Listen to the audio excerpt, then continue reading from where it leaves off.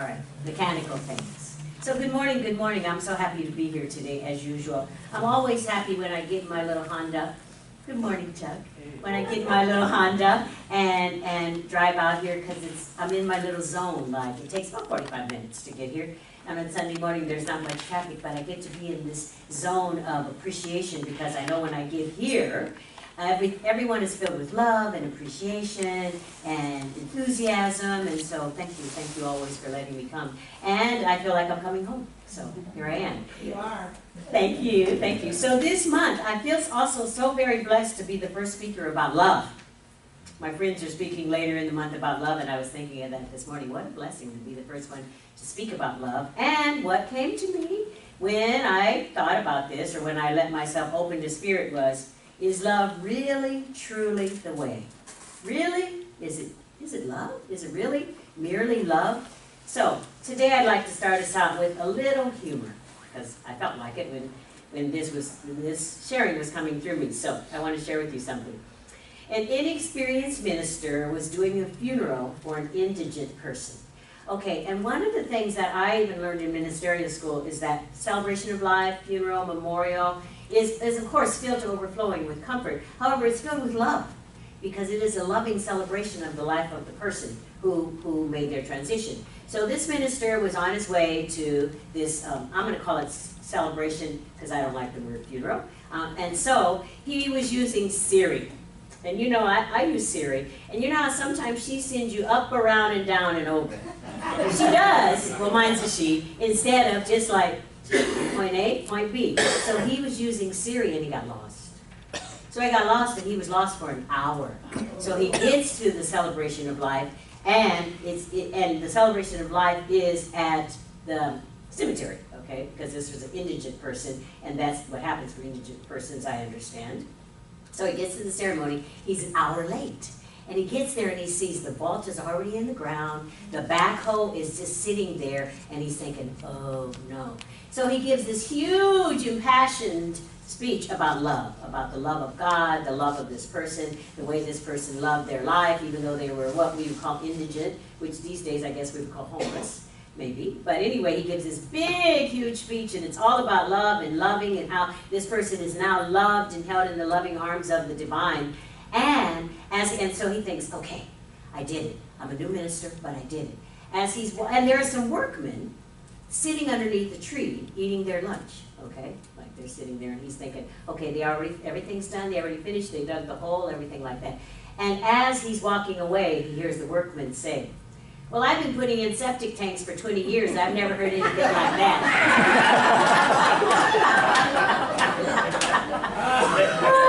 So, yeah. I thought that was really hilarious. And also, it's really about when we really step out there and we decide we're going to love big, and that is our given nature for each one of us. However, sometimes it doesn't always slip right up and out there. So I thought about, is love truly, truly, truly the way? And I realized that we get to maneuver life. We get to maneuver our lives here on this planet. There's a lot of do's and don'ts. There's a lot of rules and criteria. There's a lot for us to absorb and to be a part of. And how do we do, in what ways can we best do that? And it came to me the best ways to do it is to use our God qualities. Because we're all filled to overflowing to the brim with God qualities. Each and every one of us, even if we may not feel it sometime, even if we may not know it sometime, we are filled with God qualities because each one of us is God itself. So we are Spirit itself, walking, talking. I love that term. I'm the manifest body of God, because we are. We're the walking and talking parts of God. So, of course, I got my Bible out. And, well, I didn't really have to get my Bible out because I have it on a bowl in my house. I have it on a plaque in my house. However, the Bible verse that came for me was, now 3 things remain: faith, hope, and love. And the greatest of these is love. And that's from 1 Corinthians 13:5. We hear that a lot in marriage ceremonies, and we just hear it a lot all the time. However, when we think about these things, faith, hope, and love, and the greatest of these is love. So I want to talk a little about faith. Now, we know what faith is. Faith, I have a lot of definitions for faith, but the one that showed up this time is a belief not based on truth. Okay? So we can have a belief not based on truth. I mean, one of the faith-filled things that a lot of us do is plant a seed. And we know that whatever seed we planted, that's what's going to show up. I like to plant bulbs. I like to plant these stargazers, Luinda. I love to plant stargazer bulbs. And when I put those stargazer bulbs in the ground, I know absolutely with pure, unmitigated faith that what's going to come up is this fragrant flower that opens up like a star and has the most luscious and lovely fragrance, okay? So when I put those bulbs in, I know that, okay? That is steadfast faith. And that steadfast faith is really an easy thing. I mean, easy in that putting a bulb in the ground, putting some dirt on it, watering it, loving it, letting it know, I love what you're going to give me when you blossom. Then it comes up. Okay, so faith is a really, to me, an easy God quality for us to embody. And actually, I think I've probably said this before, we all had faith when we got up this morning and got in our cars. Because we realized, or whatever vehicle you used to get here, if you didn't come in a car, if you came on public transportation, or if someone brought you, we all had faith that when we got in there, buckled our seatbelt, we're going to end up here. Okay, and we're going to end up here whole and hearty, and everything's going to be just fine. Faith is kind of a trickling thing that goes through us like this, and we maybe don't even think about it, you know? I mean, even when I close my eyes at night, after my prayers, I believe that I'm going to wake up in the human form in the morning. You know, that's faith. Faith is such a, to me, and I don't want to make it sound this way, but it is. Faith is a really, really easy thing. Faith is a really, really easy God quality to have, and we already all have it, and we have it to relative and varying degrees at different times. And so, of course, one of my favorite quotes about faith is Dr. Martin Luther King Jr. says, faith is taking the first step even if you can't see the whole staircase. Isn't that wonderful? Faith is taking the first step even if you can't see the whole staircase. And I recently put this on, I have an electronic journal and a paper journal because I love to journal. On my electronic journal, I put this as the cover of my electronic journal to remind me that, yeah, you can do it. You know, just take the first step. And we are filled to overflowing with faith. You know, like we have all these molecules and atoms and all this stuff going on in our body temples. Well, faith is in there just like that too. And all we need to do is tap into it. All we need to do is stand in the realization that I not only have faith, but I am faith. You know, having something is different than standing in the realization and ownership of I am that. So, this is how we can be the God quality of faith, how we can live faith. The next God quality in this particular verse, which is one of the favorites from Corinthians, is hope. Okay, so I learned a long time ago, I don't remember when I learned it, but I think it was from my parents. In fact, I know now, my father used to say, wishing and hoping isn't going to do anything. Okay? And I was what can I say? I was the kind of little girl who believed most of the things my parents told me. Okay? Most all the things my parents told me. So I can remember as a little girl thinking, well, hope. I don't know about hope. Like, what good is hope? Like, if wishing and hoping isn't going to make anything happen, what good is hope? However, I was being with hope this week. And first I looked up the definition, and the definition in the Webster's is, hope is to look forward to with desire and reasonable confidence. Yeah, to look forward to with desire and reasonable confidence, which to me means that I feel like, well, it's probably going to happen, and it may happen. Okay, so hope is a God quality, and it is a God quality that sometimes it might be the lead up to faith. You know, I may have to stand in hope before I get to faith. Or I may have to, you know, hope to me is connected to that term, I'm willing to be willing. You know, because hope is like the introductory part of it, you know. So I also looked up and thought, well, what quotes about hope? Desmond Tutu says, hope is being able to see that there is light despite all the darkness. Isn't that yummy? Hope is being able to to see that there is light despite all the darkness. And sometimes, I don't know about you, but sometimes I am engulfed in darkness. Truly. I admit it. I'm transparent about this here. I am sometimes engulfed in the darkness. And one of the times I was engulfed in darkness recently, I went to a seminar last weekend and we got to do a lot of exercise. And one of the times I was engulfed in darkness, we were talking about making our dreams come true.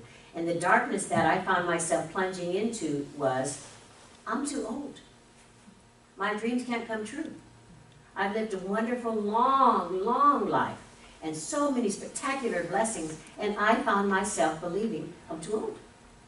And I'll share with you, because you probably already know, I'm 68 years old. And I found myself actually believing that. I really, really did. I was plunged into that darkness. And so several things got me out of the darkness, but one of the things that got me out of the darkness was hope. The hope was I'm willing to hope that I can have some faith about this not being the truth of who and what I am. Okay? And that is exactly the steps I took. And part of taking those steps, too, was transparency. Transparency with myself first and transparency with the people I was with. To, instead of having that niggling thing back in my head, to stand up and say it. Contrary to how this looks, I feel that I'm old sometimes. And I feel that the age is going to affect the life of spirit that I am, living the life of spirit that I am. So the hope got me to that place. The hope got me to the willing to be willing to have some faith. And then in my life I didn't discuss about faith the way that faith I did, but the way that faith served me last week. About 2 weeks ago now, I had a rip-roaring, screaming and yelling argument with my daughter. Yeah, me, Verona. Yeah, on the phone. You may not know, my daughter lives in Paris. So I'm on the phone with her, and we're on the phone talking, and she starts giving me what feels to me, important word, feels to me like orders. Okay? She starts telling me something about my life that she's concerned about, and it feels like orders. Okay, she's been at my house, and she saw in the corner of my bathroom there were some little black spots, and she said, Mom, that is mold, and you are going to get sick, and these terrible things are going to happen to you, and a friend of mine had mold, and her lungs aged 20 years, and she had to move out of her apartment, and they had to close down the building, and and I am thinking, who's the mother here? First thought that came to me. Second thought was, and I shared this with her, you are allowing others' belief system to take over your belief system. So might I invite us to talk about this in the way that you are in the awareness that this is what's happening for you. I know I'm your mother and you love me, and I know from 11,000 miles away you can really whip yourself up into a frenzy about what may or may not happen for me, which is what I felt she was doing. Okay. The conversation appeared to not end well, all right? There was a prayer, and then the conversation was over. And so for about 4 or 5 days, there was no communication between us, which is not usual. Usually, I talk to her, I see to it that I talk to her every 2 or 3 days, because she lives 11,000 miles away from home. So, and I say to myself, she needs to talk to me, and in all honesty, I need to talk to her. So as the days went by, I realized, it's only my faith in the knowingness of who and whose I am, and my faith in her knowingness of who and who she is, and the truth of spirit, that we are actually whole, perfect, and complete, and that no outside circumstances are more powerful than the spirit within us. That's what got me through like 4 or 5 days. And in this 4 or 5 days, I was here, and then I was in LA for a seminar, and I was doing this, and I was doing that. And usually I talked to my baby girl. And I realized that it was just sheer faith that each day when I would pick up my phone and think, I want to call her. And then I wasn't calling her, and she wasn't calling me. It was really the faith that I had in the unconditional love between us that got me through those days. Because I have to tell you, there were some of those days that I thought, well, maybe I didn't say the things that were mine to say, or, well, maybe my ego is in the way here. Or, well, you know how you do that? Oh, well, maybe, well, maybe, well, maybe. Second guessing ourselves when we know that whatever happens in any given moment is absolute perfection. Because we're not doing any of this on our own. We're not doing it solo. We're doing it in tandem with Spirit. Spirit is speaking us. Spirit is moving us. Spirit is teaching us. Spirit is learning us. Now, all these things that come up and out of us are spirit. So I'll finish it up. It took about 6 days. And then the heat got out of it for me, the heat got out of it for her. I texted her and said, do you have some time to chat and pray? She texted me back and told me the time, and so we were able to talk about this entire situation. And I was able to explain to her what I already explained to you, which is sometimes other activities of other people's journeys overlap on your journey, and you may want to identify with their journey. However, we don't need to do that. That's not ours to do. We get to be exactly who and what we are. And all these other belief systems she had about mold and mildew and something happening to her mother, and she also threw in there, and Mom, you're old. She did. And so now I'm thinking, okay, Spirit, all right, I get it with the old stuff. We get to let it go. So anyway, it was really faith that got me through, and the faith in the love that we have. So, about love. So I looked it up in the dictionary because I wanted to be clear. I mean, I can think of a million definitions of love, but what I got was, love is benevolent affection of God. Doesn't that feel good, the benevolent affection of God? Because when I was a little girl, I was in the choir at all the churches I belonged to, and we used to sing this song, Leaning on the Everlasting Arms. Okay, it's a Baptist song, but Leaning on the Everlasting Arms. I see Randy shaking his head, we know it. And I used to, as a little girl, think of that, like that I'm really, like that God, which we know is within us, not outside of us now, but I used to think, oh, God is holding me in its arms, you know? And so that this one, the benevolent affection of God, I love that. I just love it because that's what it is. And then some other things about love came through for me, that love is a radiant feeling flowing through our consciousness. And love is a beacon of Spirit's goodness. Okay. And the other one from the Science of Mind textbook, or just from Science of Mind in general, love points the way and the law makes it possible. Yeah, love points the way and the law makes it possible. So also I had fun with this. I started thinking, what is the scientific part of love? Because you know, sometimes when we say love, we just shoot right to thinking it's romantic love, and it's really not. Love is really much, much, much more than that. Okay, so I looked it up to see what happens in our body physiology when there's love. Okay, exciting. What shows up is dopamine, oxytocin, and serotonin. Okay? Really, these are chemicals that shoot through us, through our brain and the rest of our system. And the dopamine gives us an experience of pleasure. Okay? The oxytocin raises our immune function and it fosters generosity. This is just mind-bending to me that there are hormones that do this to us. And I don't want to forget, for all of us women in the room, oxytocin is also what helps you through labor. Oxytocin is the hormone that shows up when you're in labor. That's what makes you not say, I'm never doing this again. And then the other thing that happens in our body when love is present is serotonin. We probably all know about serotonin. It contributes to well-being and happiness. So when you think about it, when we allow ourselves to exude the love that each of us is, our body temple also is cooperating with us. There's all sorts of physiological and scientific things that happen. And I love it that science now has gotten on the bandwagon with spirituality. And that they know now that all these things are happening, or they admit now, all these things are happening when we always have known that all these things are happening, but they may not have scientific terms. So what came for me is that love is the fuel for living our highest and best life.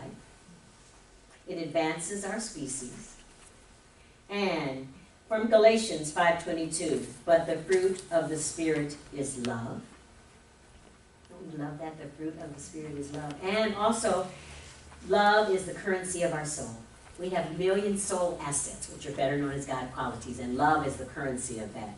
So all this, you're probably thinking, okay, all these terms you've told me, all these phrases, so how does love really work in life? You know, how does it really work? And it really helps me that I get to share things about my life. So last week I was also doing a lot of big time, serious forgiveness work. Because I decided, you know what, it's time to really get really down and dirty about forgiveness. Really get to the nitty gritty of forgiveness. Because as we know, forgiveness, when I am not participating in forgiveness, I am just holding up the flow of my life.